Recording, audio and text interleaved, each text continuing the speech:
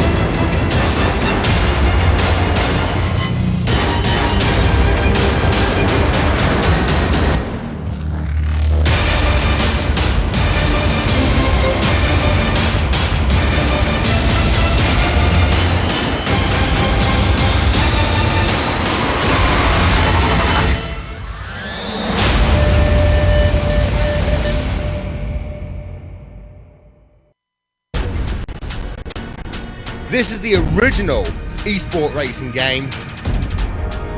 This is iRacing.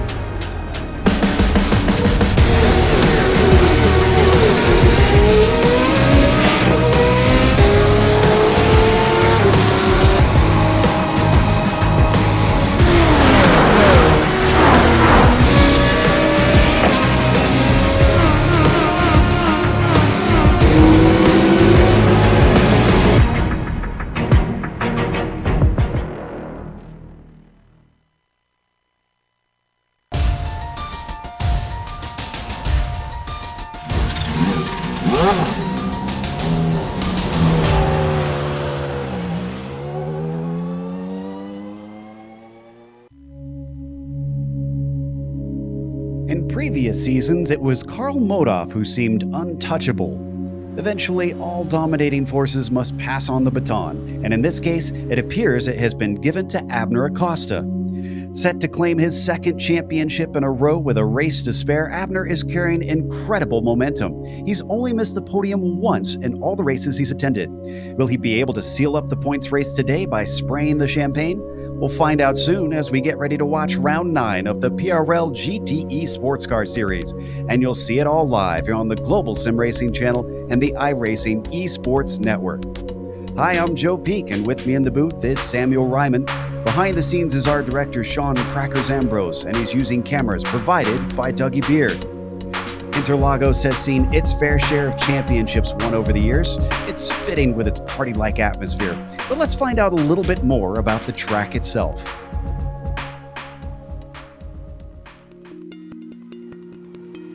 Welcome to Autódromo's José Carlos Pache. Most fans and drivers simply know this place as Interlagos. Starting life as an absolute behemoth of a circuit, this Brazilian track was eventually truncated to the version you see today. Having hosted Formula One for roughly 3 decades, it's become very well known on the international stage. But it has also held rounds in the World Endurance Championship, as well as frequently seen Brazilian stock cars, motorcycles, and even truck racing. There's little difference between its 2 layouts, which includes the GP course and the Moto course, which simply adds a chicane to the end of the lap. In both cases, it's a tale of 2 circuits. The run past the start-finish line and into the Senna S, followed by the blast towards the Descida do Lago, are very high-speed sections that come back-to-back. Drivers will need to focus on top end in order to attack or defend. Expect most passes to happen in those 2 corners. But from Ferradura until Junção, the track suddenly twists itself into a mess of hairpins and frustratingly technical turns. This can make car setup a real compromise, and for the latter part of the lap, an absolute pain when dealing with traffic. Pit exit is also a narrow affair, so it requires drivers to take care when trying to maximize their outlaps. On the upside, with this being a modern F1 track, there's paved runoff in abundance at many of the fast corners. The passion of the Brazilian fans always comes out in force at races, and it's no wonder with this picturesque track sandwiched right amongst the neighborhoods of Sao Paulo.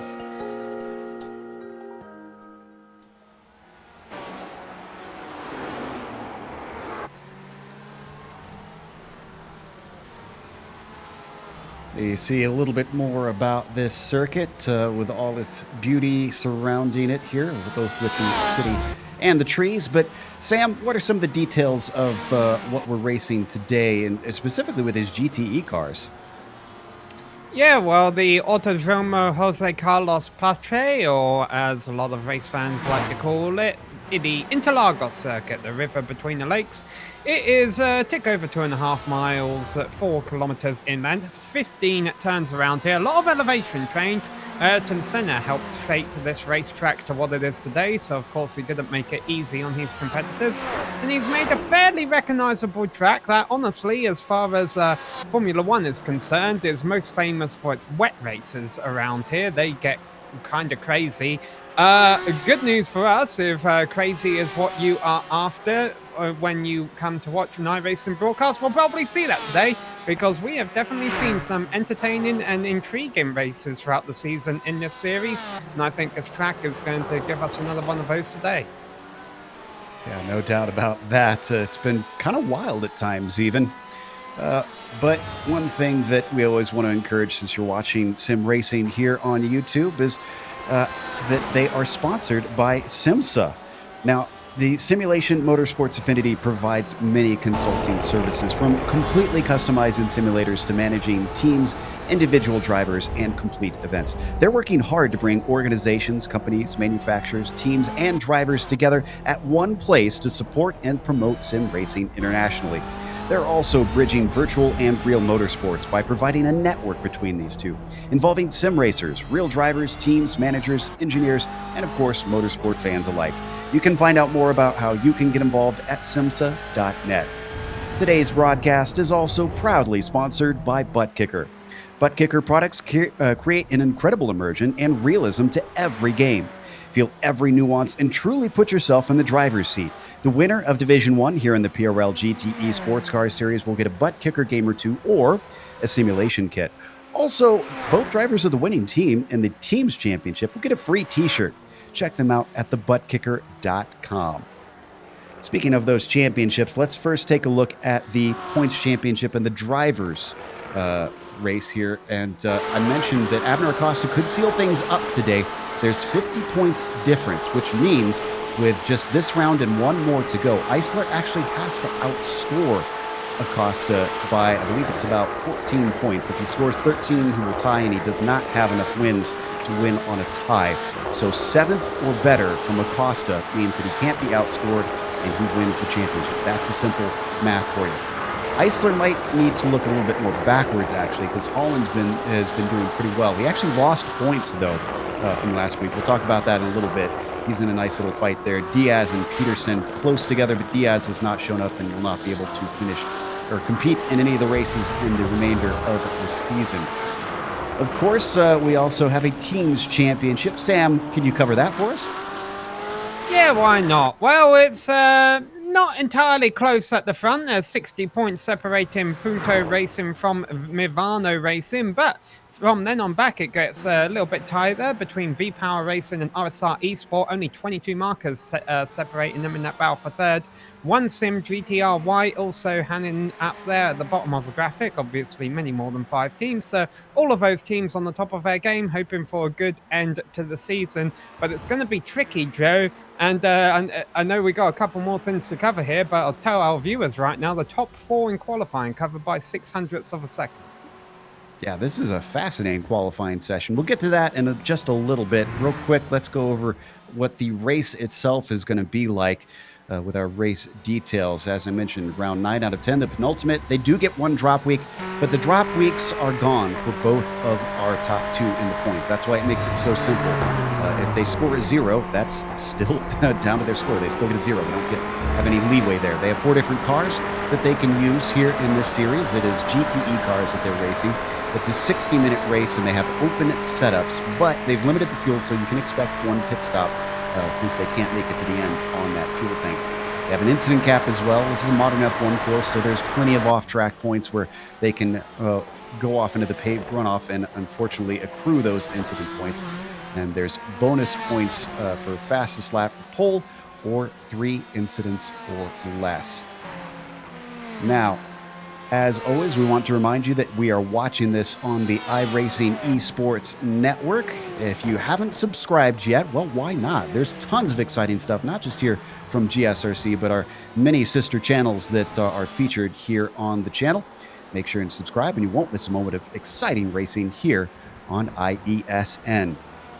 Also, make sure and check out our merchandise store for GSRC. We've got a link below in the description.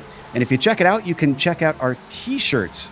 Now, these are pretty awesome. We've done some incredible testing with these, and they can absorb impacts up to 30 Gs. And basically, they act as your own personal safer barrier in the car. So get one of those, go, and make sure and wear that when you're racing, and you'll be a little bit safer inside the car. Just don't make sure not to take your competitors out while trying to do that, because they might not be wearing the shirts, and that's not really safe. We've got qualifying going right now. Eisler is on the pole, and he was pretty quick in warm-up. Acosta, though, sitting in 4th, is not looking like he's in any sort of dire straits in the championship. Yeah, Acosta coming across the line. We should make a note for any visually impaired viewers watching our broadcast show that we do have a disclaimer about our products there on the screen. We don't want anyone buying our shirts and driving the car into the wall. So for all the blind race car drivers out there? Yeah, or you know, that the drivers, that robo races coming up. You know, this is true. This is true. Yeah. Put some people in the cars there for the experience. Sorry, I couldn't help but. Okay, here's what they need to do with robo race. The team that is leading the championship should be placed at a disadvantage by putting an overweight individual in the driver's seat. And you know, the team last in the championship gets a horse jockey. Well, but qualifying's Garrido just went faster, Joe. I just noticed that as well. And it is still incredibly tight between himself and Eisler. Is less than a tenth between them on that front row. Garrido is still continuing, though, a little bit of a reputation with his first laps. He had a little bit more contact, unfortunately, at Monza a week ago. That doesn't bode well for Eisler, but you know, Garrido still has time to turn that reputation around, of course, and see if he can maybe get himself a nice clean race, get himself a victory. I don't think we've seen Garrido take a victory this season. I'll have to check my stats on that. Holland holds down the 3rd spot, also within a tenth of Christian Eisler, and just barely over a tenth. Oh, that's changed because Abner Acosta's just put himself into 2nd. So now it is 4 100ths between Garrido and 2nd.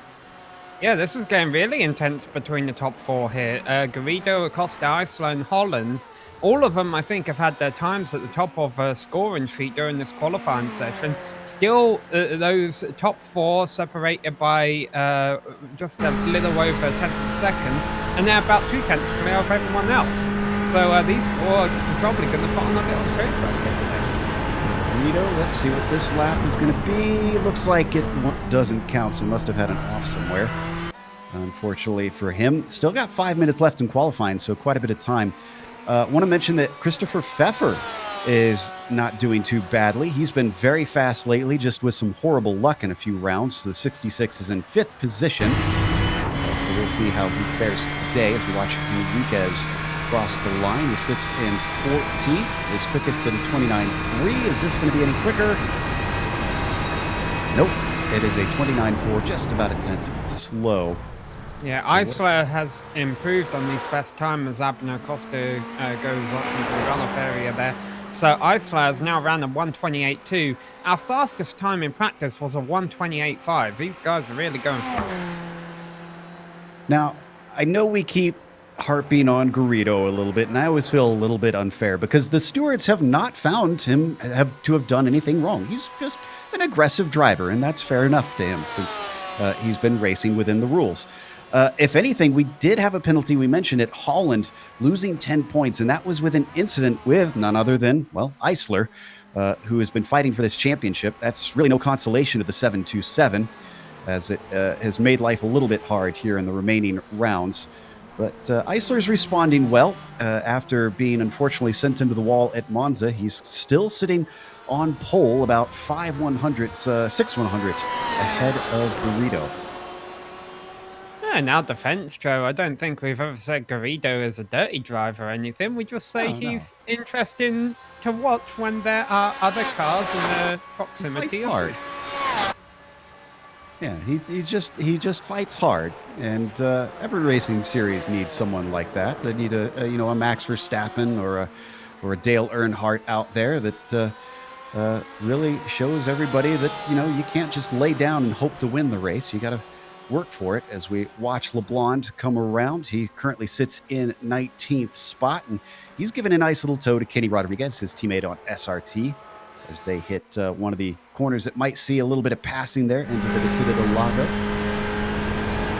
So we've talked about the top 5 all a little bit during this qualifying session, and I was about to give Sean Romig in 6th a shout out, but he just got pushed back by Lucas Bacigalupo. One name that I'm not seeing here today, and our director might have more information on this, is I don't see John Ambrose out there. Understand he is not at home currently, so looks like he won't be able to compete today. A little bit sad to see, as John tends to give us some great runs through the fields. He's been sort of taken over from Takeshi Kita in that sense in some of these races. Yes, and I will be out of town next week, so for all the people who enjoy my commentary and my driving in Lionheart, you can all, if you have any sympathies, I'm addressing those now. I don't think that's really upsetting any of our fans out there, but just so you know. They'll miss your smooth, dulcet tones, right? Yeah, absolutely. As here comes Eisler across the line. Let's see what he can do.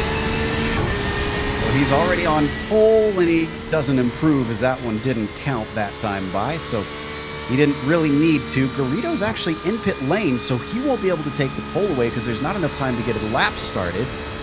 And Acosta is on a flyer right now, it appears. But I think this is his final lap. No Holland out there, no Pfeffer out there. The track's actually starting to get quiet already, even though there's time on the clock. Bacigalupo will be able to start a new lap. The 6th place driver crosses the line without that one counting. Apparently also somewhere with an off track or just on a out lap there. Derlicka, you can see, this is his final one. It's awful close. Hard to tell if he crossed it in time there. Next car coming to the line is Acosta, the only one who can really push Eisler off of pole. And Eisler, as you mentioned at the top of the show, Joe, has kind of had a couple of bad rounds when he critically needed good rounds in the points. Probably too little too late if he got pole here, and he's not going to. Eisler is going to. Acosta's going to start back in third. Yeah, Acosta's last lap did not count. LeBlanc is next, followed by Rodriguez. LeBlanc looking to improve. He does not. Rodriguez does, a 29.6. That puts him in 19th. Eisler abandons his lap. Yeah, Sean Romig is the car behind him. Romig was in 6th on the grid just a couple moments ago. He's been pushed back to 8th. If he's down on time, he may try pit entry, and that's what he's going to do. Yep, not satisfied with that lap. Leif Peterson. This is unusually low for the 913s in 16th. He's going to try one last lap here, and he does go quicker. It is a 29.3. Doesn't move him up on the order. He stays in 16th. Jeff Carullo goes from 11th to 9th, and one more car crossing the line behind him. That's Lucas Bacigalupo. He stays 6th. Did set his fastest lap that time through. Jesper looks like he thinks he's going to be able to come across one more time. He can, but it's not quicker. Still just shy of his best lap. Now, Acosta's already finished his, so even though he is out there, he's not going to be able to set another time because he's already seen the checkered flag. I think he's just warming up. That's our grid for today, so let's go through our order and give you an idea of what the green flag will see. Christian Eisler, as we mentioned, on the top spot and a very tight field behind him. 6, actually, I keep screwing that up. 6/100ths of a second behind him on the front row. Garrido starting next to him. Acosta will be P3. That'll be enough for him to clinch the championship if he finishes there. David Holland looking for a cleaner round today, who actually put his hands up on that penalty and said he understands it. He'll start 4th. Christopher Pfeffer will be P5 with Lucas Bacigalupo starting in 6th. Horatio Calquin will be P7 when they cross the line, and Sean Romig will be 8th. Jeff Carollo starts 9th. Outside of row 5 has Lyndon Swaby there. Yeah, nice qualifying from Lyndon. Ignacio Rodriguez-Redes will be starting back in 11th ahead of Jesper Dralica. Ted Lowendick will be starting from lucky 13 ahead of Stacey Dunnigan. Luis Enriquez will be starting from 15th ahead of Leif Peterson, and then Sean DeHamel and Elijah Mitchell have row number 9. Kenny Rodriguez and James Hebb round out the top 20. And there, our last few cars to get a time in are James LeBlanc in 21st, Donald Olson in 22nd, and Spencer Simkovich in 23rd. Then it's Joey Trungale in P24. Last driver with a time is Francisco Yaniselli. Gary Schilling didn't set a time, but it looks like he will start the race because I do see him here and he's already gridded up. So we have a 26 car field. Not bad for penultimate round, especially when the championship is just about wrapped up. Everybody loves to still come out here and race and wants to fight for the win no matter where they sit. So you see them now lining up behind the Porsche pace car. About a half a pace lap that we'll be doing as they'll run through the twisty technical back half of the course here, Sam. Then they'll be released to run for 60 laps. Or 60 minutes, rather. Excuse me. I'm sure iRacing would like to move the roll-off part to some point later in the lap, but the problem is it's hard to do. They'd be rolling off from a really twisty part of the circuit if they went any further, because it's a track of two halves, really. Lots of passing zones at the start of a lap, and then a lot of following the leader or side-by-side crossover battling after that. That will kind of change during the race. I think, people should hopefully keep their heads in the early stages, and as we get into the closing laps, we might see some ambitious moves in twisty parts in the closing laps. Remember, these are different cars out here. We have Ferraris, we have Fords, we have many different manufacturers out there, and that could play a role in the amount of straight line speed that the driver's able to get down the front straight. So we'll see what kind of games can be played there, because that is definitely the best place to make a pass, followed by turn 4. Our viewers who joined us last round might notice that Caden Bean isn't here today, and as much trouble as he gave Acosta, looks like Acosta won't have to fight him out there. Eisler could maybe get his first victory of the season. Garrido looking to try and snatch that away from him. Of course, a reminder, for Acosta to take the championship, it would that 7th place would anything below the 7th place rather would require Eisler to either win or finish with enough points ahead. We'll try and keep you abreast of that. I've got my points chart up here. We'll do the dangerous thing of trying to do math here on GSRC. But the simplest way to know is 7th or better for Acosta clinches it. Eisler has to win for many scenarios after that, or do finish incredibly well and get all the bonus points. Now, he did get the bonus point for pole, so that's one notch off. He's got to get fastest lap as well as a clean race to get others in there. They're now coming up to the start line as the Porsche pace car has pitted in. Eisler has control, waiting patiently. He accelerates away as the green flag comes out. He gets a good jump over Garrido. Behind him, Acosta already in 3rd, looking for something in there, but he's not able to sneak his nose inside. Holland to his outside, slots into line, a little bit of too wide. Not much jumbling up in the back of the pack. It's relatively clean. Yeah, Eisler was really laying back far off a pace car. I thought he was going to try and take advantage of that and get an early jump on the field. He didn't do that. He waited until late, but it still worked. He got the jump on these competitors. That's what he needed to do as they go into the braking zone of turn 4 now. Calkin was challenging Pfeffer a little bit. Other than that, clean up front. We've got one car very wide in the back. That's Elijah Mitchell. He's going to lose a few positions. Few cars close together in pairs of 2. trying to fight for position, but otherwise relatively calm here. I see a little poke to the inside from Bacigalupo on Holland for 4th place, but that didn't quite work out. He gets back in his tire tracks. A few cars pushing wide out of turn 9 as they now come down into the Ducks Bill, one of the slowest turns on the track. And then they're going to be accelerating back uphill as they hit the junction. And Garrido is not letting Eisler get away with this. He's quite close to the back of him. Even if he doesn't make a move into turn 1, he might try and set him up for something out of the SIMRacers going into turn 4. So we'll see what happens there as they accelerate up to 150 miles an hour, probably 160 before they get to the braking zone, with Eisler leading lap number 1. But for how much longer? Because I think Garrido wants that position.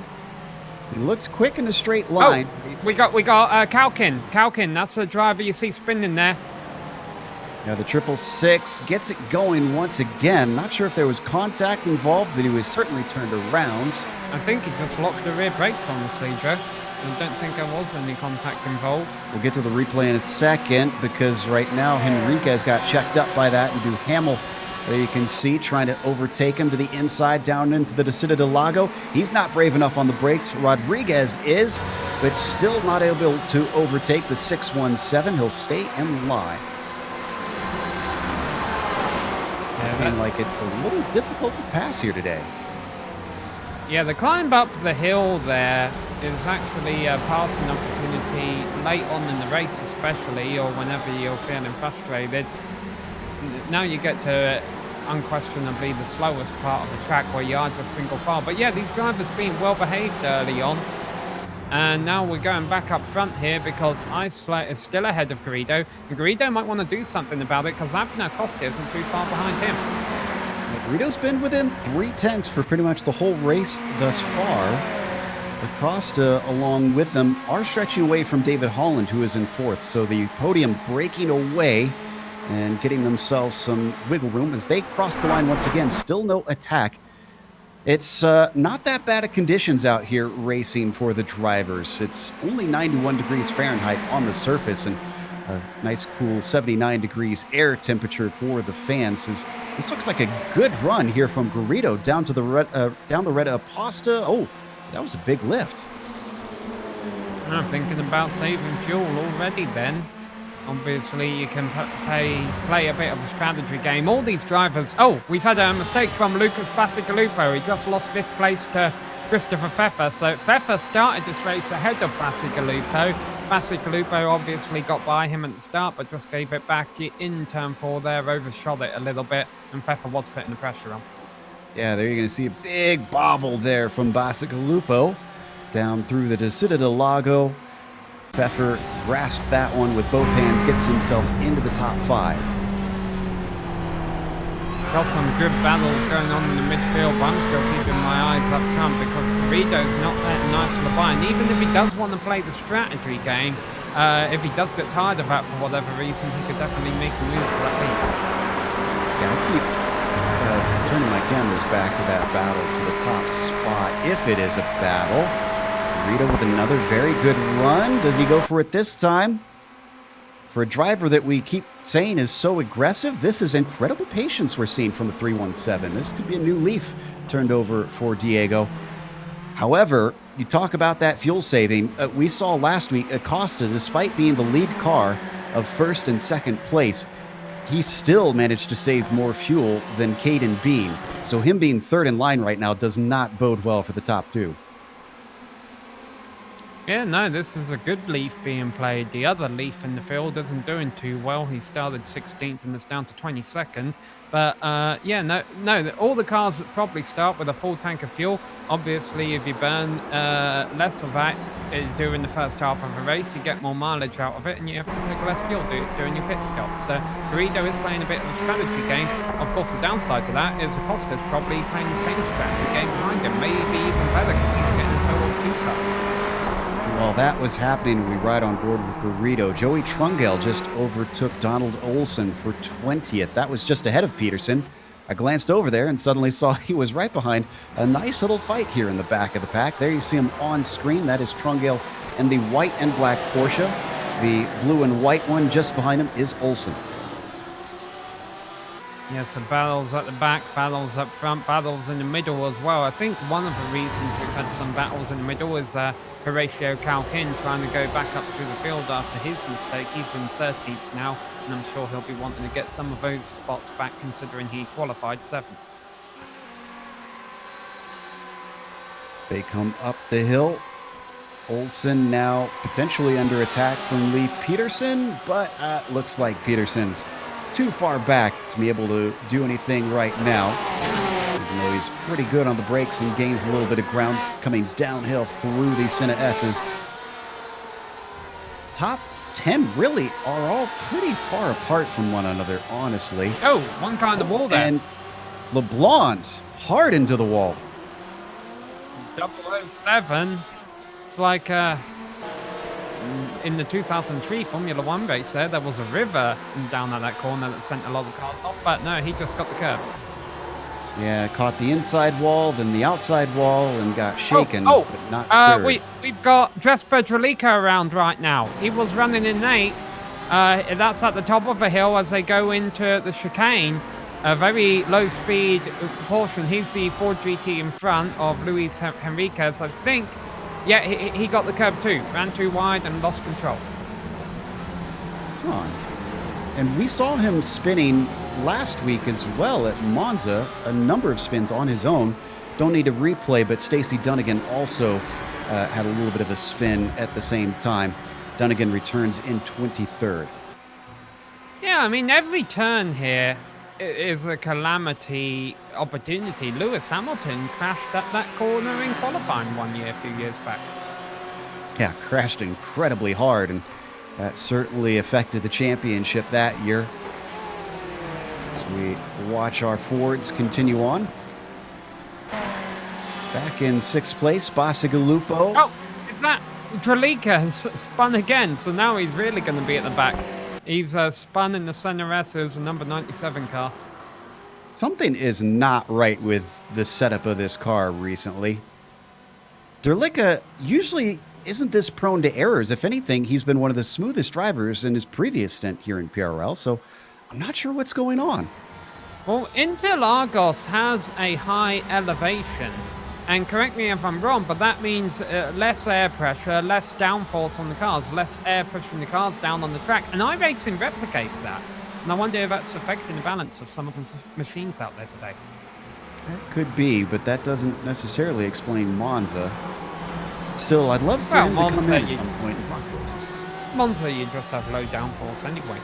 Maybe he's one of those drivers who just likes high downforce a bit more. That could be. As we come back to our leaders, getting ready to complete another lap. Nothing's changed since we last watched. Eisler leads, Garrido second, Acosta third. The gap back to Holland is up to about 1.4 seconds. That's not a huge gap. Oh, what's going on here? That is Garrido. And Eisler. Eisler gets going. So that'll give Garrido Acosta the lead. Well. And that was Garrido getting into him. I think there's a little bit of a lockup. We looked away for 1 second and our cameras showed there was contact between the two cars into the Senna S. And I think Acosta might have got a little bit of that on his front, perhaps. Indeed. So Eisler has got back going again in 4th place. Let's get an onboard of Acosta and see how hard he hit. Nowhere to go, and I think he got both cars, it looked like. And on the front, well, from that camera, it looked like he didn't have any damage at all. Interesting stuff. Despite that incident, the only driver we've lost is Dralica. He decided to retire after his couple spins. All right, well, Acosta's been able to hold onto the lead so far. The first driver in line who wasn't involved in all that is Holland, who has jumped up to 2nd. Pfeff also got 3rd as a result of that, and Eisler's got going again in 4th. So the other driver involved, Garrido, where did he drop? 10th. He's down to, 10th place. And I think Eisler might actually lose another spot depending on what kind of damage he has, because Bacigalupo is all over the back of him, looking to try and get 4th place away. Got a few friends with them. Romig and Swaby are just behind, giving watch. There you can see them heading down the Retta Aposta now. That's Bacigalupo in the green and white Ferrari. He's got a great run up the hill, but just not enough of a run. Garrido has already gotten ninth place back from Horacio Calkin. Although Calkin might attempt a crossover actually as they come up a hill. This is a battle for ninth place. That's Garrido on the inside now, the left side of your screen, but now back up in front. Garrido's got a ways to go, but poor Eisler, considered the championship. Acosta is now winning, which is what Eisler needed to do. And Eisler only down in fourth. So unless we get some sort of disaster or big mistake from Acosta, the championship is looking like it is essentially his. Yeah, but it is very easy in iRacing to get lulled into a false sense of security. Barring the fact that we just saw the top three tangle for the lead, it's been a fairly clean race, and that worries me for the second half. That's very true. I mean, who would have expected that incident right at the front, especially in the way that it unfolded? Who's to say that the same couldn't happen for Holland, who's still got Holland, or excuse me, for Acosta, who's still got Holland relatively close, if I can get my mind untangled here. Yeah, and Holland battle for 12th place here between Sean Duhamel and Fredez. Fredez a little bit hot there on entry. That's Luis Enriquez watching them from behind. But as I get single file here for a moment, I'll make a note that I think Holland might feel that he has a point to prove after Monza. So maybe we'll see him get aggressive trying to win this race as this battle for 12th, 13th, 14th continues. Duhamel, Fredez, Enriquez. Fredez getting his nose into the apex. Duhamel gives him room. And behind them, Enriquez has nowhere to go. Even if he did have the momentum, he is basically blocked off. Duhamel has the inside down through Ferradura. Fredez still powering around with the momentum. What a move! Nicely done to give himself 12th place, but Sean is not done with it because now he's under attack from Enriquez. Heb is in there as well, and Kenny Rodriguez. We should probably clarify there's Luis Enriquez and Kenny Rodriguez, so not to confuse our viewers. Yeah, and honestly though, if I'm Kenny Rodriguez, I'm rolling out the throttle a little bit right now while all this is going on, saving fuel. There's not much opportunity to pass around there, so do what you can strategically. And now maybe if you want to make a pass, you can do it, but they actually all accordion apart from each other as they build up speed down the front straight. Yeah, it looks like they're all pretty safe as they now come to the first corner once again. Stick with this just in case, but an update. Holland fell back just a little bit from Acosta. Doesn't seem to have pace, and I think that pretty much settles it that Abner isn't damaged enough that he needs to worry about overall speed. Yeah, I think on a couple of camera shots we did see damage to the front of Acosta's car, but honestly, this isn't the track where that's going to affect you the most. It will affect you a little bit, but not horribly. Another try to the inside of the same corner from Duhamel. Doesn't quite work out. Fredez is going to have better momentum, and that actually opens the door for Enriquez. Enriquez down to the inside, peels 13th away from Duhamel. These five obviously pretty fiercely fighting, try and settle out these spots. Keeping half an eye on Bacigalupo with Eisler. He's still got him in check, up for 4th place, though he hasn't been able to make a move quite yet. Yeah, that isn't a good sign for Eisler, is it? It kind of indicates that he might not have speed after that incident. Garrido, likewise, he has lost the 9th place back to Calkin. So he's not exactly making the charge back up to the front. Well, I think Fredez might be under attack from Enriquez. He got a great run up the main straight. They're coming up to the Senna S, and he's going to look to the outside. Behind them, a little bit of a battle as well. Better on the brakes for the the Ferrari of Fredez. That'll hold back the Ford of Enriquez. Duhamel also managing to rebuff Heb.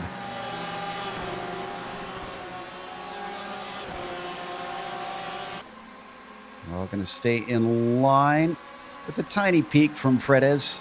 excuse me, from Henriquez on Fredes, rather.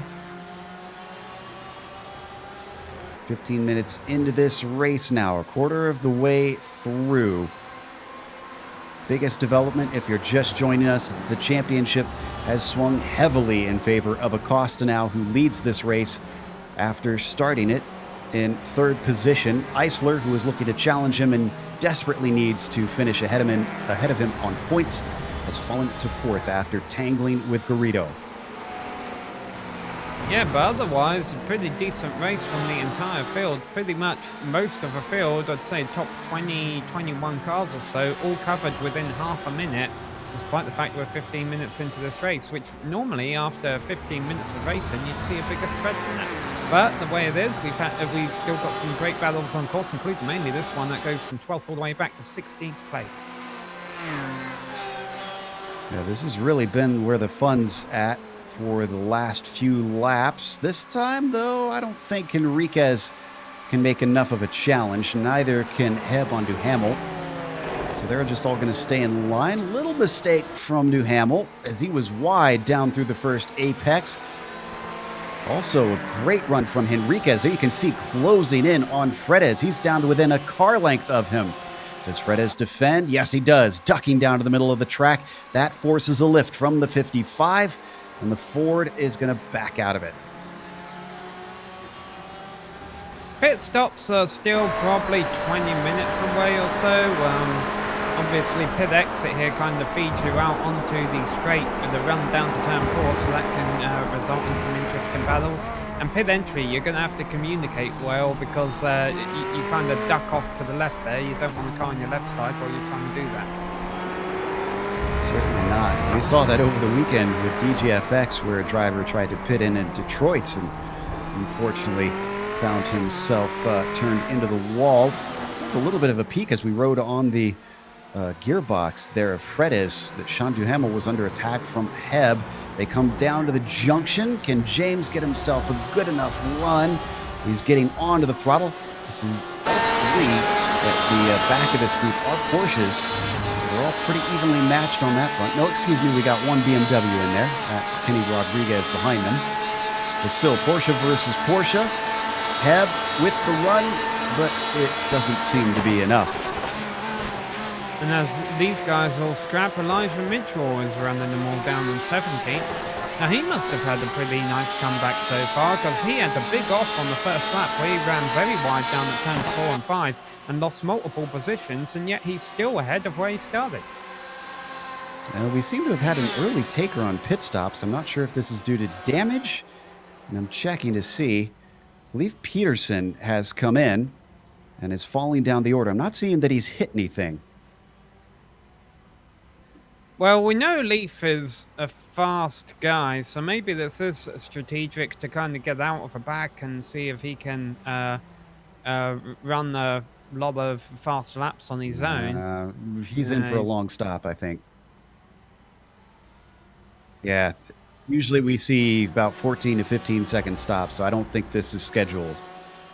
So we come back up to Bacigalupo, still chasing Eisler for that fourth spot.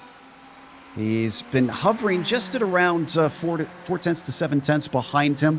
He's dropped off slightly recently. I'm sure Eisler will be glad to have a little bit more space between himself and the Ferrari. Yeah, they've kind of been holding station like this for a little while. I don't know if Bacigalupo's waiting for a mistake, or maybe he's electing to save fuel while he's just following them around this Brazilian circuit. Back in 9th place, we got a nice little fight between Calquin and Garrido still. Garrido, who has fallen back to 10th. Unfortunately, not going to try and get by this time. Yeah, I think Garrido's carrying a bit of damage because he did get nights from Calquin earlier on and lost it back at some point and hasn't been able to get back. Seems to be in no rush to come into the pits to get it repaired. They have no spare car in this series. So if you do get damage, you've got to come in and take the extra time to try and get it unwrinkled. Right on board with Calquin, looking back at the red Ferrari of Diego Garrido.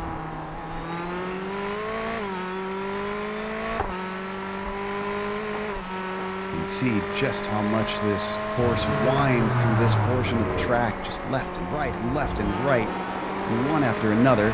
Finally, it's going to straighten out, sort of, as it's a few very fast kinks up through the water tower and Subidos dos boxes, and then return onto the front stretch. This is where Garrido wants that slipstream that he does not seem to be getting. Calling out all those places on the front straight, Joe. You forgot to mention the porta pod. This is true. There's I think there's a video on YouTube or Twitter somewhere. There's a porta pod that basically sits right next to the track before you get to the main grandstand. Down the red pasta, still nothing for Garrido, who continues to just hang on to the back of Cal Quinn. I can tell you that Lee Peterson is still in the pits, so it is something serious as we go back to 15th. Heb has Kenny Rodriguez very close behind him, and Elijah Mitchell taking liberties with the track exit. Did he get a slowdown penalty for running too wide there at turn 4? I wonder if that's what happened to Elijah at the start. No slowdown penalty, but you can get an incident point. Again, they can only get so many before they are disqualified. It's 20 incident points, and then you are out of this race immediately. You simply disappear. At least your virtual car does. I hope you don't disappear in real life. That'd be interesting when we have the technology for something like that to happen. The top 5 has really gotten spread out, Joe. Not only in that they're not battling too much, but there seems to be about 2 or 3 seconds between everyone, with the exception, of course, being Isler and Bacigalupo. And if Acosta takes this will be his 5th win on the season, which will keep him at a record of winning half of the races, at least up until now. And all the way to the finishes, there are 10 rounds. He could yet win more than that. Cal Quinn still trying to shake off Garrido, and looks like Diego's regained a bunch of this ground. Yeah, but we haven't really seen him make any passes at all today, except that one time he did on Calkin earlier. Maybe he really is trying some kind of fuel strategy here. He got a bad exhale of that turn. He caught Calkin too much at the apex.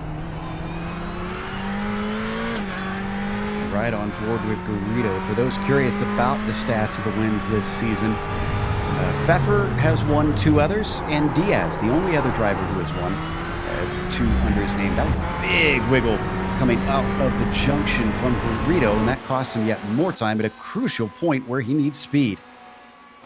Yeah, 3 seconds back to Ted Lowe and Dix. He's not really under any threat of losing that 10th place right now, and he's coming in. So this will be to try and get some repairs, I'm sure. He should be able to make it to the end on fuel.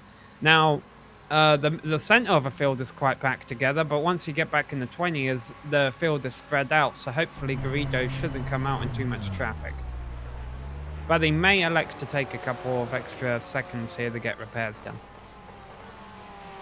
Yeah, we'll watch and wait and see just how damaged the car is, because that's the other thing that we haven't really mentioned. Unlike in real life, unless they've got somebody on the pit wall here in the sim, you have no way of knowing what kind of damage is on the car. You jump out your car real quick while you're serving your regular pit stop, put it on reverse car view and take a look.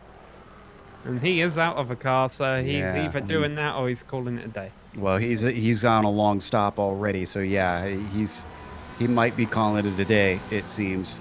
As we come back to Henriquez once again, this group has finally spread apart. Henriquez has pulled away from Duhamel, but continues to try and take 11th away from Rodriguez. All these have been promoted at least one position due to Garrido now pitting.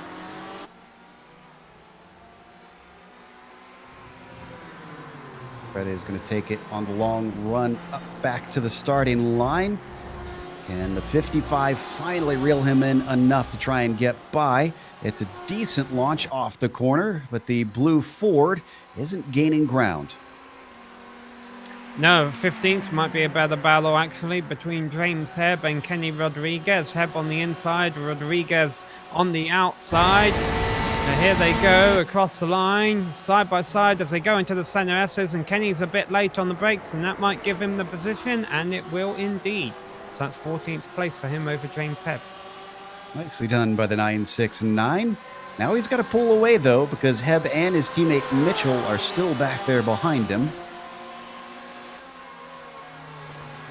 So with Garrido now, we believe out. Wow, that was ambitious. It worked. No, it didn't. Pulled the over-under. In fact, it's going to lose him a spot instead of gain him one because Mitchell is going to get by down into Ferradura. Nicely picked off by the 149. I can only imagine that was Hebb outbraking himself. I can't imagine he would have ever planned to move that far back was going to work.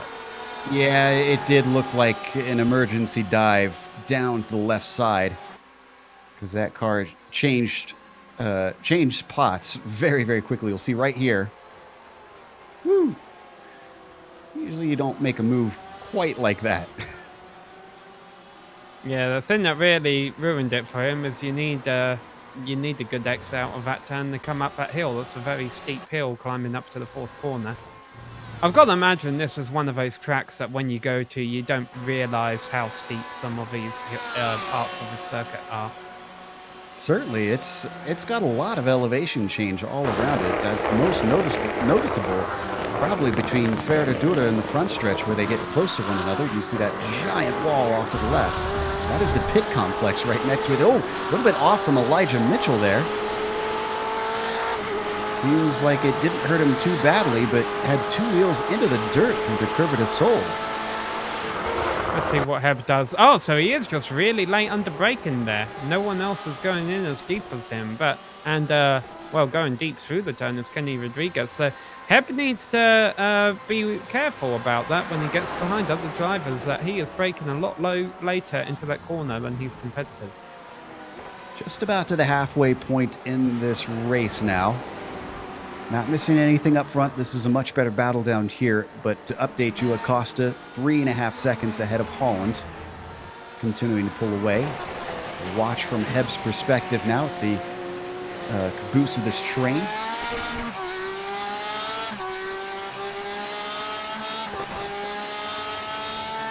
Losing quite a bit of ground in that last little portion. Fedez and Henriquez could still be a thing. That's for 11th place right now with Garrido going out of the event. So they're moving their way up through the field. Who is our big move? I think that would be Joey Trungale. Yep, Joey Trungale from 24th to 17th, yeah. But he might be only 18th soon because side by side between himself and Stacey Dunnigan. Dunnigan might be able to get by, and he's got it. Still getting back in line. Joey Trungale gets the slipstream from that Ferrari ahead of him. He could go on the attack back into the Descida del Lago. He's going to lift, and that might not be the best of choices. Olsen going to try and get to his inside down into the Descida del Lago. Still comes out safe and gets a great launch off of turn 4. Now Stacey Dunnigan once again going to have to defend. Stays to the inside into the Ferradura. Joey Trungale, we've seen a pass around the outside work here before, but it won't work this time. Oh, or maybe he comes back at him. Down into the braking into turn 8, and finally he's fended off by Dunnigan. But Trungale's still your biggest mover. It's just not as much anymore. For Garrido fans, he has now retired as Trungale getting awful close to the rear spoiler of Dunnigan. Didn't touch him, but nearly gave him a nudge. There seems to be a lot of differences in where some people are choosing to brake for these turns like that. I mean, that's really what caused our incident up front at the start of this race. Fair point. Well, Joey Trungale's not giving up on this. Here comes Joey on Stacey Dunnigan, and he's got to look to the inside down into the first corner. Chopped off at the nose. Dunnigan not going to let him have it. Here we go again, though. Trungale, bit of a lift through Curva de Sol. His momentum is interrupted, and that's the worst possible place for him to do that. Looks like he's going to lose out on the opportunity into 4. Yeah, but let's see how much later he is on the brake, and not late enough. Then again, holds on to the position. Up in 6. We haven't talked about Lyndon Swaby a whole lot, but Pegleg is holding off Sean Romig. He just got it. He just got it from Romig. Romig was 6th at the line last time by, so Swaby has made a pass on him. This is in turn 4. This is at the Descida del Lago. Let's take a look at the replay. Looks like we've pulled it up. Yeah, just a bit of an error out of the corner. Oh, so an error out of turn 4, so the pass was made going up a hill. There we go, yep. Eventually, the Ferrari gets by the Porsche, moves himself into P6. He's got about 7 seconds up to Bacigalupo. That's going to be a very tall ask. Speaking of which, we haven't checked in on Eisler in a while. He continues to run in 4th place. It's really not much consolation to him, I'm sure, even though he's been keeping Bacigalupo behind him. But this will still continue to end his championship hopes if he finishes where he is. Trungale finally comes in for a scheduled pit stop. Hopefully this will be our first scheduled one and not another retirement. It's almost, yep, it's the scheduled one. 12-second pit stop, that's a good one. So the 106 will return in 21st, potentially. It'll be close between himself and Giannicelli. He'll be able to get out ahead of Francisco. Now, of course, you'll probably notice it's getting late in the virtual world. It's about 6:30 p.m. But since it's November, it's actually summertime in Brazil. So the sun will be up for a little bit, and these drivers will be able to finish this race in the daylight. Everything backwards in Brazil. Anti-clockwise track, summer in the wintertime.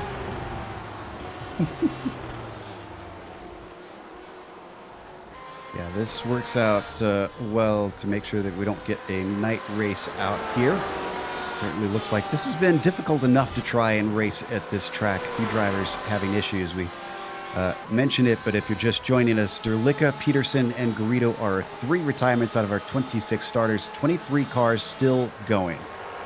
Elijah Mitchell had an issue this lap. He lost 2 positions, and now he's coming in the pits. I hope that's not an indication that he hit anything when he lost those 2 spots.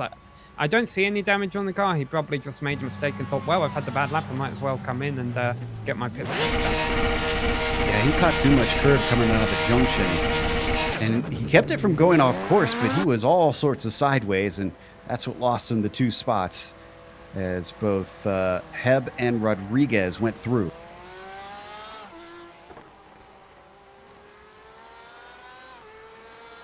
In 11th place, Fredes with Enriquez behind him. We were watching this before. They continue to run away from 13th back there. That's Duhamel. They're free to fight at this point.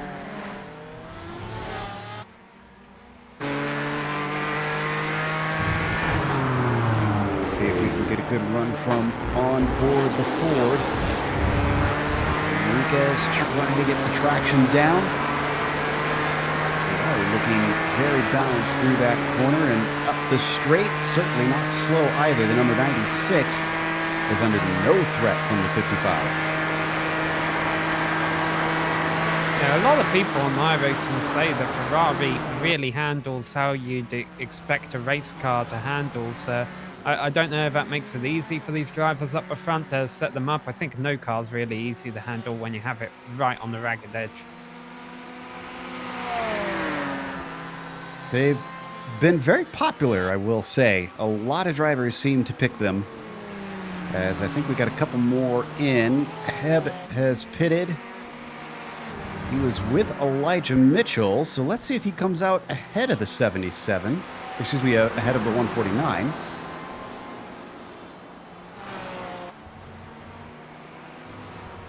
As we continue to watch this fight on screen, I can say that James Heb is ahead of the 149 and returns in 19th spot. And see how nice it is for them coming out right now. The field is so... Oh, we got spinner behind them. Spencer Semkovic has a bun at the bottom of a center S's and backs it across the track while there's no traffic and gets going again. It's actually started, yeah, you can see before that, he lost traction out of the center S.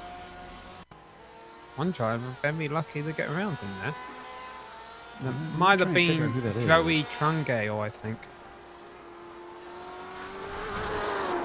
I just tried to accelerate on the grass as he came back, and that was Trungale that dodged around the outside. We're going to watch from on board. Sees the car coming back on, does not expect him to weave across the track that suddenly. And that gives Trungale 20th position. And he's already pit, so that might end up giving him 16th, actually. Maybe even 15th. Back up and into the battle for 4th. Eisler ahead of Bacigalupo. Looking like they've got a stalemate today. They've got 23 minutes left on the clock, so someone's going to start having to do something soon. Well, I think Bacigalupo is probably saving fuel. I mean, I think he's better off here because also he doesn't have damage on his car, whereas Eisler does. Up the hill and across the line, we should be seeing a number of cars start to pit now as we start to hit the tail end of that pit window. As you can see, the popular method is just to go as late as possible. We had Kenny Rodriguez swap positions with Stacy Dunnigan just now, I believe. Yeah, oh, it was a problem with Rodriguez. We get this just a moment ago. Kenny had a spin out of turn 9.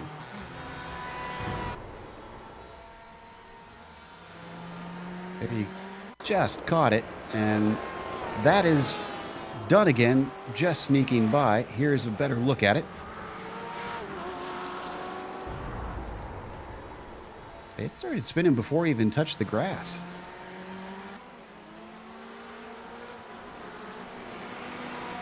Dunnigan quick to capitalize. Gets himself into 13th. Rodriguez down to 14th. I see James LeBlond now pitting.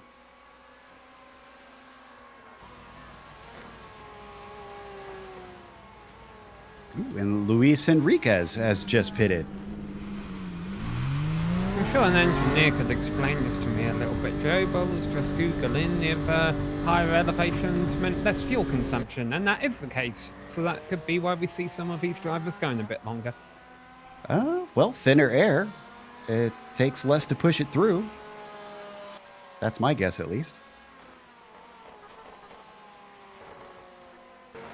Back to Dunnigan, who, even though he got by Rodriguez, now has to hold him back. And with pit stops lurking, I'm kind of surprised we haven't seen Kenny come into pit and maybe try to leapfrog him. Yeah, strategies normally go as long as you possibly can in these races, and some people have a hard tradition of breaking that. Of course, some drivers put a lot more time into figuring out how much fuel they can get away with when they come in for their stop. And really, honestly, and here comes Kenny. He's coming in. There he goes. Yeah, that's such... Oh, he got a bit too much rear brake. Kenny Rodriguez got quite sideways there getting to the cones. Let's watch that one more time. This is one of those rare tracks where pitting in, you come in from a high speed. Oof. And you have to get it woed up just in time to maximize how little time you lose, rather, I should say. Yeah, back in the days when you didn't have pit limits, I'm sure this was the easiest track to make a pit entry on and the hardest track to make a pit exit on. Yeah, no doubt. Of course, they didn't have this pit exit going as far down as it did until, I want to say relatively recently. I think it was the turn of the millennium, but yeah, I remember the old pit exit, yeah. Back to Acosta. He's getting ready to lap. Who is this? James LeBlond, who's just pitted. Oh, we're starting to get some of our front runners in now. Romig is in. Carollo pits. Looks like Ted Lowendick. Fredders. Interesting that this is one car after another. We're not seeing many among this group staying out. So the middle pack having pretty similar in the way of fuel consumption. Romig finishes his stop and gets back out in 9th place. It should be noted that lap traffic is starting to be an issue. Even though there's not a lot of it, and even though there's not a lot of them on track battling for position, if you catch a lap car during the second half of a lap, you might lose some time. We'll have to keep an eye out for that. See, Olsen has just finished his pit stop. Right now, our highest pitter is Sean Romig in that 9th spot. Just a couple seconds ahead of Carollo. Holland is coming in as we got the battle on screen here between Fredes and Henriquez. This is for 13th spot. Both drivers have finished their stops. Enriquez has been stuck back here for a while. At what point does frustration get the better of the number 55 and he starts getting a little bit more aggressive out there? Well, I have to do it at some point. There's only 17 minutes of this race left and we still have most of our front runners haven't pit yet. They're going to be in for literally a splash and go. Now, I'm trying to remember if Jeff Carollo was riding behind anybody because we're looking through the timing and scoring sheets and he's had a very, very quick stop here. I mean, unusually quick. Cochran spinning, the tires getting out of there.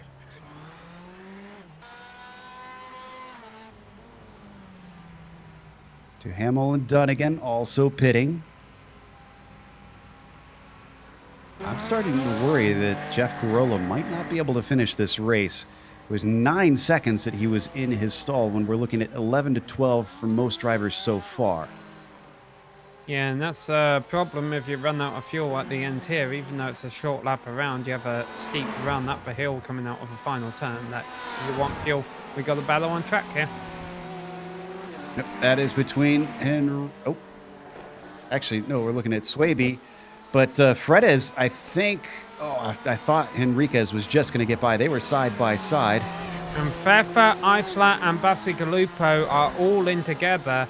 And I think this is good news for Bacigalupo. I would have thought he should have been saving fuel while he was behind him. And I think Fredes might have actually ran out of fuel a little bit coming into his pit stall. He seemed a bit slower than his competition coming into his pit stall. So this could be a very close pit exit for these three.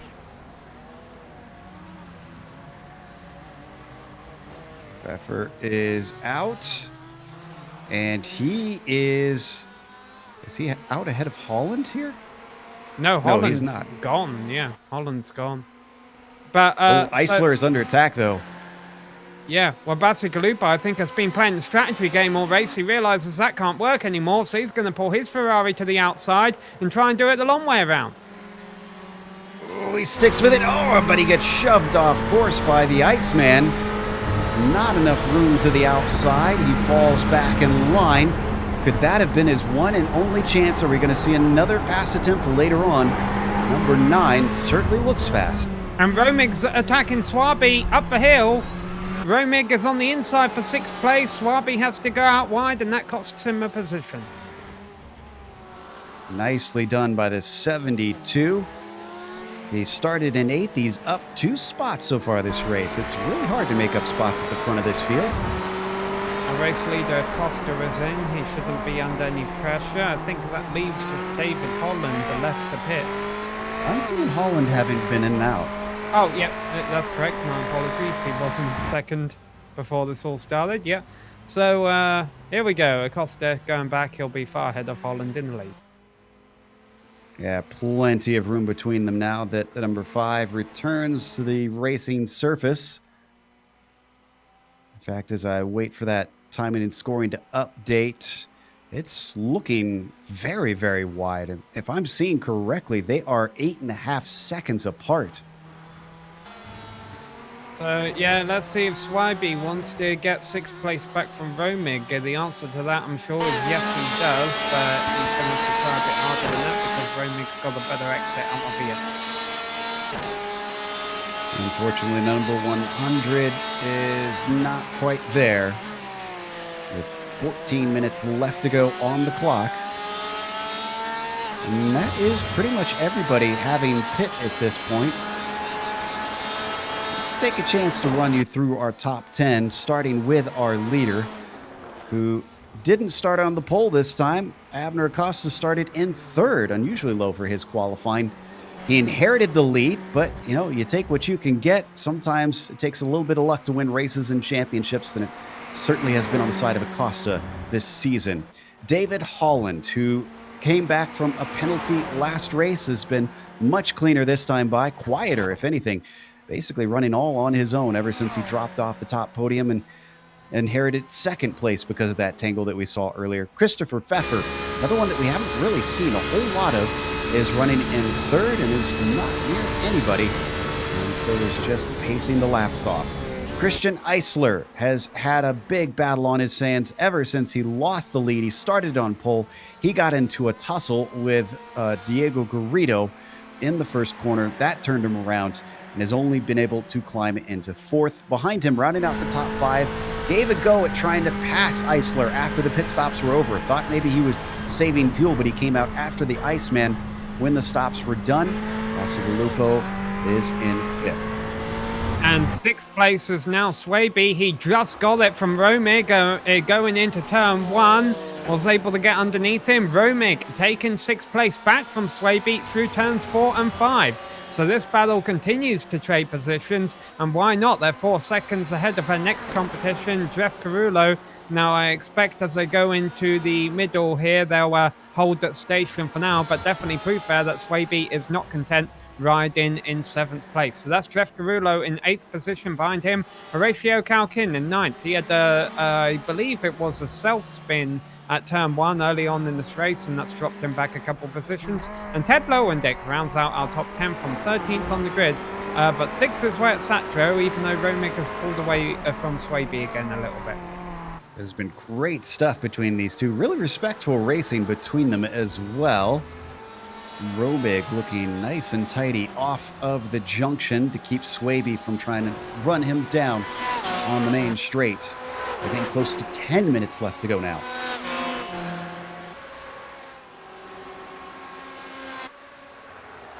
I mentioned about the sun going down. Believe the temperatures have gone down a little bit as well. It's only 86 degrees on the track surface, which means it should be getting pretty grippy. Yeah, been laying down a bunch of rubber as well through the last 50 or so minutes of this race.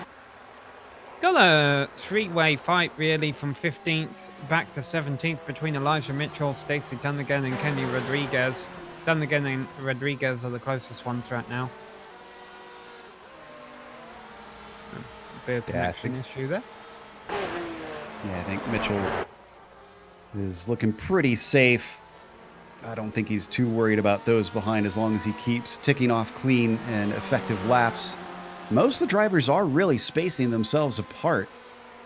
We do have some lap traffic that they are weaving through, but even though it can sometimes be a bit of an issue through the second half of the course, thus far, it seems like everybody's been very well behaved when being lapped.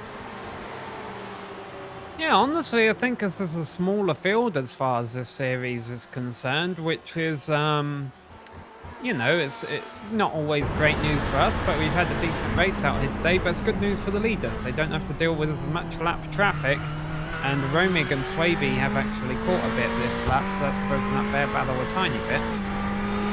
Yeah, that's just Janicelli that they're going by. Also, Simkovic was recently passed by them as well. And I think they're going to be lapped by Carollo here in a second. About 1.8 seconds behind Lennon Swaby. So if the traffic actually goes his way, then Carollo could find himself in this fight for 6th.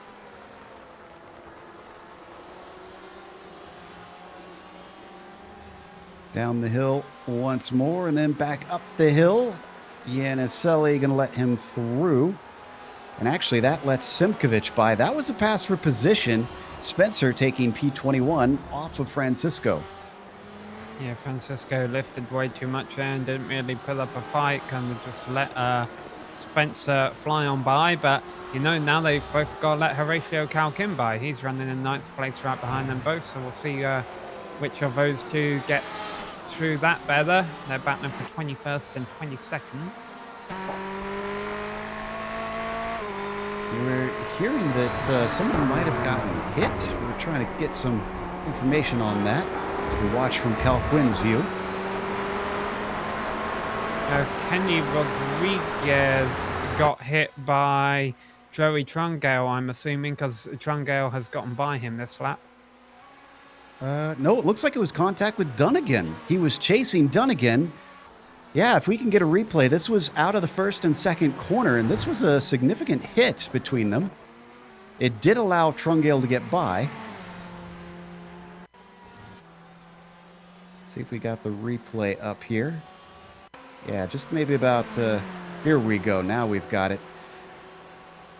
Yeah, this is Dunnigan that we're watching in the red and black Ferrari. That is Rodriguez behind him in the green and black BMW. And watch the Ferrari start to lose the car here. Just gets into the back of him. Yeah, it's unfortunate, but it happens in racing where you kind of pay the price for somebody else's mistake. Fortunately, it looks like that price has only been one position and not much more than that. Still frustrating for Rodriguez, I'm sure. He does get it going. And there's a little damage on the front of that Bimmer. Not sure it'll hurt him too badly. He does have Olsen behind. And he'd like to catch up to Trungale.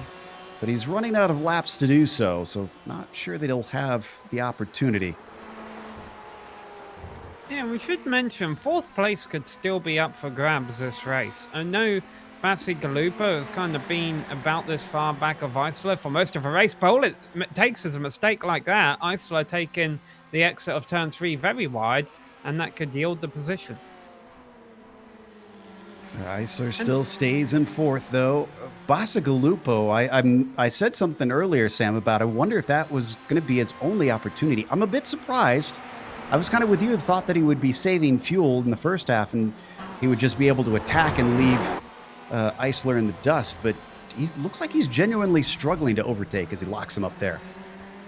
Yeah, but it's also worth noting, Joe, maybe these two might want to work together right now, because Pfeffer is only 2 seconds up the road, and they were 1/10 faster than him last lap. Well, the Porsche certainly is going to have to continue to be consistent up there to try and keep them back, since there's not much of a buffer between them. They're coming out of the junction corner and up the hill. Looking through the field to see if there's other battles as well. The only real two drivers that are close to one another right now are Carollo and Cal Quinn. I think, Joe, we're going to have one of those races where we're right on the cusp of being 4 or 5 laps left to go here. It's going to depend when Abner Costa crosses the line.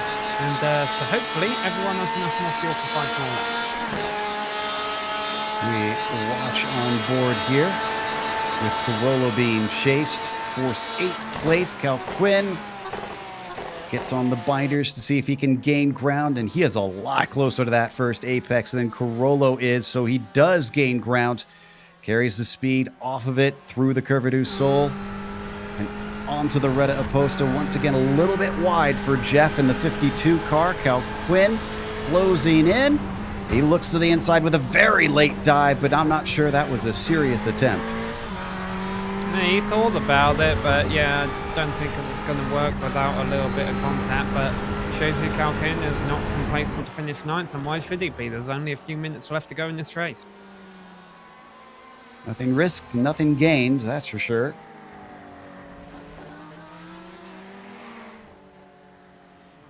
For a while, Bacigalupo managed to catch up to Eisler. by a couple tenths. He was down to about half a second. It went back to 7/10. Now it fluctuates down again to 6/10, the number 9. Quick in spots. I'd be curious. I hope we get to talk to both of them, Sam. I'd like to find out if they had different setups on the car. Yeah, it would be interesting. They might not make it onto the podium interviews at this rate, though, because Fefe is still holding a comfortable 2 seconds over them. I think this will come down to a battle for fourth. But you never know. Sometimes our podium drivers want to go and get some rest, and might end up talking to these guys in just a couple moments. You also never know if fuel will be a concern, because I am still concerned about the timing of when the Costa crosses the line.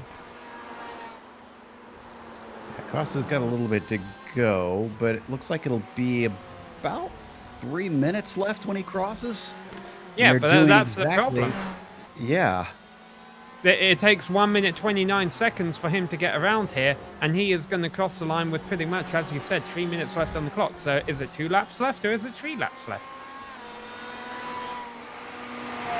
Find out. Again, iRacing gives a little bit of a cushion. If they cross right as they get to 0, you need to get the white flag first. Let's see what it is as he gets to the line. About 2:57 left. Oof, that's still really hard to call.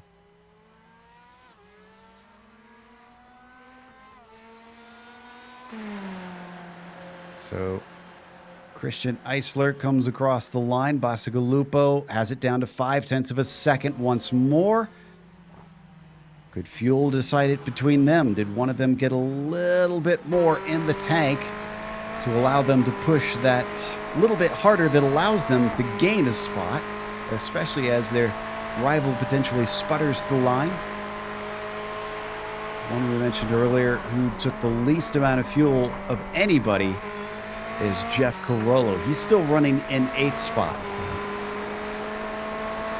Yeah, not by much. He can't really back off without losing a position to Horatio Calkin. But hopefully he won't have to worry about that. Our leader did come across some traffic as well in the form of James LeBlanc. The number 5 is coming up to the junction now.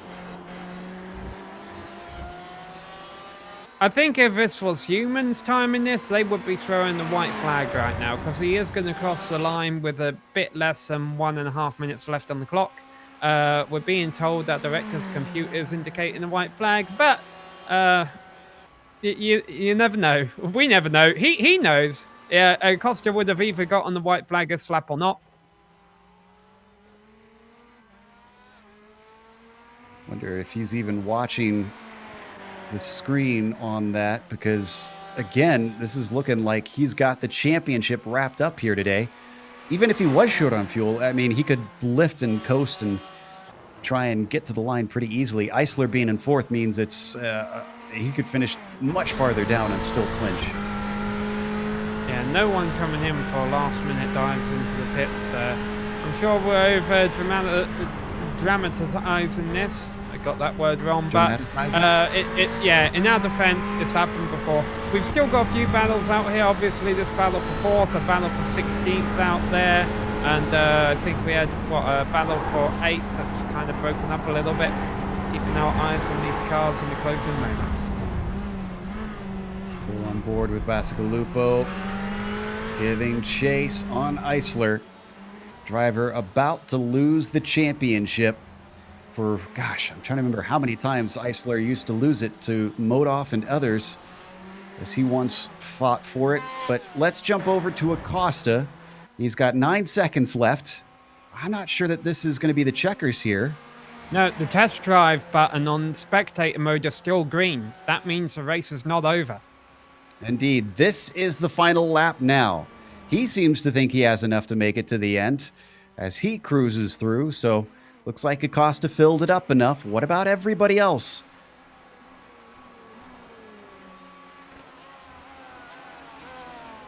Corolla, he is coming up the pit, up the front stretch now. Will he dive in? Did he put enough in? is the moment of truth for the number 52. He's going to stay out. So that shows that as long as Carollo has enough fuel for an extra lap, that he just pulled off a marvelous pit stop today. It's going to reward him with an 8th place finish. It really will, because Cal Quinn behind him would have been ahead of him if he was that 2 seconds slower. So we check back in on the battle between Eisler and Bacigalupo, stuck in a stalemate. Neither one willing to give up, and neither one able to make an overtake. But as I say that, the number 5 is climbing the hill. Final corner is done for Abner Acosta. He won his first championship last season. He's about to win his second championship right here in style. Victory number 5 for the number 5. A great season put together there from Acosta. He remained consistent, he showed up, and he won it in style as well. And it looks like Eisler will hold on for 4th behind these guys here. Just barely 3/10 of the line between them. That was tight. Bacigalupo with the top 5. 12th place might be up for grabs. Fred's only about a second ahead of Duhamel. That's a battle there. 16th, yeah. Did he get shoved off track? I think he did. It was Dunnigan. This was down into Ferradura. Dunnigan had a nose in there. And Trangel lost 3 positions for all that. They were all bunched together behind him. Dunnigan's come back in a battle after that. That's Kenny Rodriguez behind him. This is for 15th spot. Can he get enough of a run up the hill? A little wide from Kenny Rodriguez through the corner. That might have shot him in his own foot. I'm not sure that he is nearly close enough to catch this Ferrari now. Indeed, it looks like 15th is going to go to Dunnigan. Let's take a look at the replay of what happened between Dunnigan, and Trungale. Yeah, Trungale was in 16th. This dropped him to 19th and last on the lead lap on the line. And honestly, I think in Dunnigan's offense, he was there. Yeah, that's a hard call. We're going to watch him on board. Gosh, he had pushed him all the way down to the inside. So he was, it was a battle of wills, and unfortunately, Dunnigan's will was the one that won out. Yeah, Trungale can say, hey, you could have backed off and let me have the corner, and Dunnigan will say it was the final lap. Well, with that being the final lap, that means our race is over, and we've got some time to take a break, so we'll duck away as we'll come back with the unofficial results and the driver interviews. If you stick around and you watch on screen, you'll see all the upcoming races here on the GSRC.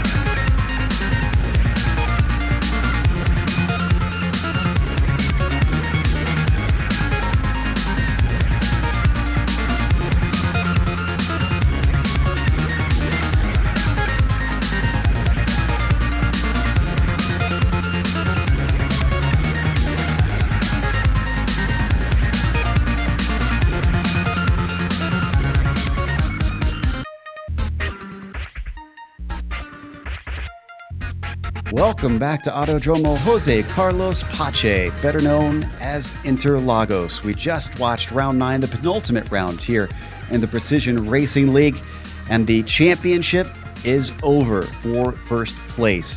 Abner Acosta not only took the victory, but he wrapped up the championship, and he cannot be caught in the final round. David Holland finished second behind with Christopher Pfeffer, finishing in third. Christian Eisler, who was the one chasing Acosta, wound up in fourth, and he's actually now got a fight on his hands with Holland for that second place in the championship. Lucas Bacigalupo challenged Eisler all race long, but had to settle for P5. Sean Romig, sixth behind him. Then Lyndon Swaby close behind, seventh at the line. And Jeff Carollo still need to figure out how in the world he got such a quick pit stop and made it to the end to get 8th. Horatio Calquin behind him finished 9th, and Ted Lowendick with a quiet top 10. Luis Enriquez had an interesting race, and the Ford GT isn't the biggest car of choice of the series, so I'm sure he'll be content with an 11th place finish here. Ahead of Fredez, who fell back one spot from where he started, 11th to 12th. Sean Duhamel comes home in 13th ahead. One of our biggest movers during the race is James Sebb. He qualified 20th and finished 14th behind Sean Duhamel in 13th. Elijah Mitchell finishes in 15th place ahead of Stacey Dunnigan, who got involved in a bit of argy-bargy on the final lap. That allowed Kenny Rodriguez and Donald Olson to move up into 17th and 18th positions, respectively, whereas Joey Trungale was down in 19th. First car one lap down, James LeBlond, 20th. Two more cars finished lap down, Francisco Yaniselli in 21st and Spencer Simkovich in 22nd. Then we get to cars that DNF'd. Gary Schilling, unfortunately, didn't get to call what exactly happened to him. 23rd, Diego Garrido, another bad day for him. Leif Peterson and Jesper Derlicka round out your field. We now have our winner and new champion, double champion now, and Abner Acosta join us. Congratulations on both victory and another crown, sir. Hey guys, thank you guys. Did not expect a win there, but that was fun. Yeah, were you worried at all about any damage on the car after the initial incident when you got caught up with both Eisler and Garrido there? Because we saw what looked like made contact with both other drivers. Yeah, I made contact with Diego a little bit, but my spotter told me I didn't have any damage, and the car felt fine. I was definitely worried once I saw them spinning. I thought I was definitely done, and somehow was able to manage to get through. And got your 5th win of the season. That at least guarantees you the most wins of anybody this season. But the next race at Detroit, I mean, now that you've got it wrapped up, do you try to make it 6 out of 10? Do you take it easy? What's the goal there? Yeah, I always try to win my races. So yeah, I'm definitely gonna. I'm not sure if I've done a race at that track, but I do have it. I've not practiced it before, so yeah, I'm definitely gonna try and win it for sure. That's going to be a pretty tough one. It's a very punishing course. Again, congratulations. Is there anybody you'd like to thank for the win or for this championship? Yeah, I want to thank Mivano SimRacing team. I want to thank Moises and Toby for always spotting, and they gave me a setup there at the end, which I think helped me out a lot.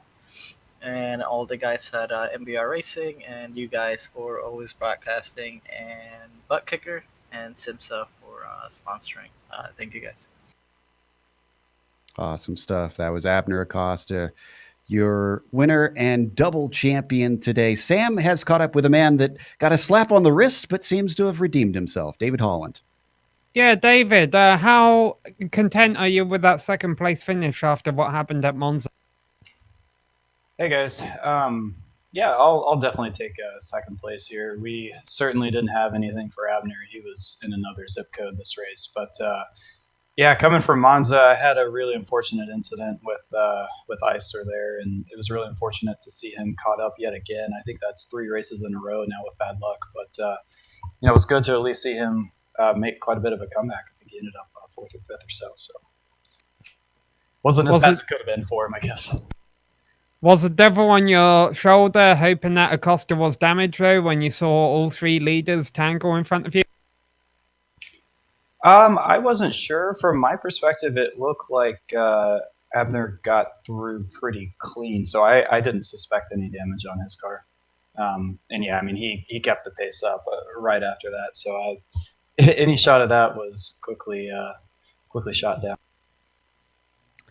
Obviously, you're at a high elevation here, so that affects the downforce. It was an evening race, so it was low temperature out there. How tricky was this race, given the fact that Interlagos isn't the easiest of circuits, even without all those factors? Yeah, it wasn't too bad in the beginning. I don't know if it's just my driving style with these cars or something, but towards the end of the race, I had no tires under me. It was pushing so bad in every turn, especially going into turn one. That one was really hairy. And so the biggest thing for me is just getting the car slowed down. I'm not used to the GTE cars, 10 tops heavy cars. I'm used to open wheel stuff. So this whole season's kind of been a big learning experience for me, but I'm definitely getting comfortable and really starting to enjoy it. Yeah, you've definitely had a good rookie season, and I would say, hopefully you don't endure a sophomore slump, because I think if you keep this pace up, maybe you'll get a couple of top step finishes next season. Yeah, hopefully. Thanks. I appreciate it, Sam. That was David Holland, our second place finisher. Real quick, if I could. Sorry. Sorry about that. I need to thank Shell and the entire Shell V-Power team. Didn't have John here this week, putting the tweaks on it, so we had to work with a pretty basic setup, but we'll look forward to having him back next week. Also need to thank SimMSA and ButtKicker for sponsoring, and PRL for organizing, and of course, thanks to you guys at GSRC for the broadcast. That was David Holland, our second place finisher. And we do have our third place finisher as well, Christopher Pfeffer. He didn't seem to have that exciting of a second half of the race, but the first half had some things happen. Let's start with, I think it was lap 2, Chris. Coming into turn 1, did you happen to see anything of Cal Quinn behind you losing it, as it almost looked like he nearly made a pass attempt, or were you completely ignorant of it and just turned around and suddenly he wasn't there? Yeah, going into turn 1, I was just taking my normal line, and in my mirror, this big Ferrari just popped up out of nowhere, and I thought I was about to be destroyed, but thankfully he missed me, and I was able to just carry on. But yeah, I definitely saw it, and it scared the hell out. Well, shortly after that, you also managed to dispose of Bacigalupo, and that seemed to be critical because that wound up giving you a podium finish. What do you do in those situations where someone makes those quick mistakes? You just run on instinct? Is it all calculated? Because that was a decisive move. Yeah, he made a little mistake, and I just went for it. I didn't really have the pace in the Porsche tonight, so I had to take every opportunity I had, and the opportunity was there, and I wasn't going to let it go. So the next round, we go to a track that tends to take no prisoners at Detroit. And you've got 2 wins underneath you, one of few that have won this season. Do you think you could maybe edge yourself above Diaz and make it 3 and deny another win for Acosta? How do you usually fare at the rough Michigan track? It doesn't seem to be a good track this week for the Porsche for Detroit. So a bit too bumpy, but I'll try my best. We'll see what we can come up with the setup with the team, and we'll see what happens. Yeah, those bumps can be a nightmare, I'm sure, especially with the Porsche and the way that the weight is balanced. But congratulations on the podium, and hopefully we'll see you finish on a high note. Thanks, guys. Christopher Pfeffer, our third place finisher. And fortunately, we did not get to talk to Eisler or Bacigalupo. They have not come to talk to us, so we're just going to close things out. And we will be back, even though the championship has wrapped up for the top spot. There's still spots to be won, and there's still excitement to be had. So we'll tell you a little bit about next week in a bit. In the meantime, a little reminder that we are brought to you by the Simulation Motorsports Affinity. You can find them at SIMMSA.net if you want to check them out and see how you can get involved in the worldwide sim racing community. And also by ButtKicker. Their sim racing products can be found at thebuttkicker.com. That can help your awesome sim rig that you have at home, or maybe just a really basic sim rig you have at home. Check them out regardless. Also, thank you to iRacing for putting us on IESN make sure and subscribe as soon as you get the chance. It's pretty easy. All you got to do is just scroll below if you're watching on YouTube, on this YouTube page. It'll be a big red button. Or if you go to the overall YouTube page of IESN, they'll have a button there too. Thanks to the companies that provide the software and the hardware for our broadcast. They're listed here on your screen. Additional thanks go to June Lalonde, who provides our wonderful music. See the screen for how to get a hold of more of her great work. And also thanks to the team today, Sam, Sean, Dougie, and of course we had a little help from Rim Ambrosi as our spotter today. If you'd like to find out more about GSRC, including upcoming races, you can find it at globalsimracingchannel.com. Check us out on social media. Our Twitter is at GSR Channel. We're very active there. Facebook is Global Sim Racing Channel, and Instagram, GSRC_Graham. If you want to support us or just get some cool merch, our merch store is at gsrc.storenvy.com. If you're too lazy to type that out, there's a link below in the description. The next race, as we mentioned, we're heading out to Detroit for the finale. That'll be Tuesday, November 19th at 9 p.m. Eastern. But we have upcoming races for other series listed on the screen, so check those out and mark them down on your calendar. But until next time, race clean, race hard. We'll see you on the track.